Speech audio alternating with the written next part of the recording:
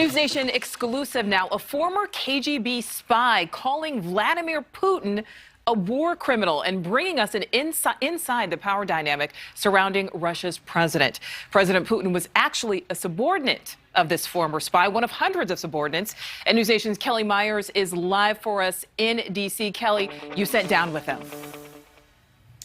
Yeah, Nicole, a fascinating interview with Oleg Kalugin, who publicly sparred with Putin and feared for his own life after speaking out against the Soviet government. He had plenty of insight into the motives of the Russian leader as he continues his onslaught against Ukraine.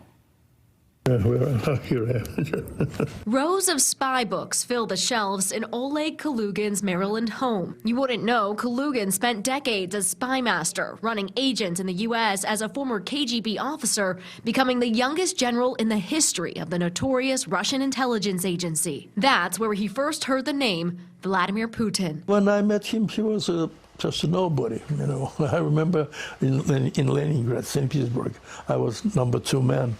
You know, and he would come to me and knock on the door. May I have documents signed?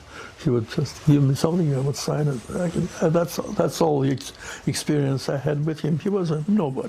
That nobody would later rise in the ranks of the KGB and turn on Kalugin. Putin called him a spy for the U.S., almost having him arrested, even killed, before Kalugin got asylum in the U.S. Kalugin grew critical of the KGB, denouncing the Soviet government. Putin called me publicly a traitor. I publicly called him a war criminal.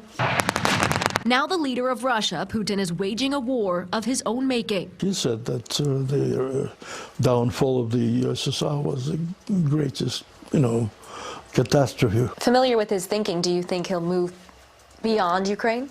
Well, you never know. You know, Putin is unpredictable. With his unique insight into the mind of the Russian leader, Kalugin says Putin is isolated and dangerous. He is now running the country without any opposition. He took care of, of all the opposition leaders. They were either, poisoned or killed or exiled.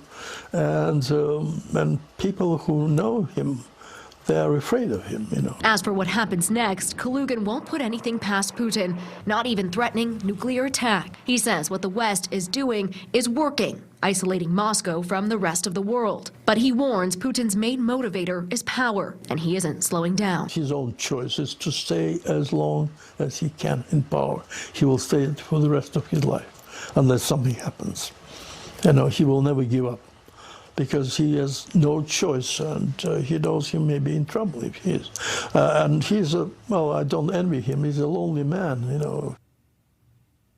And despite Putin's goal to stay in power and grow his presence, Kalugin tells me he believes Putin's power-hungry mission against Ukraine will ultimately lead to his demise.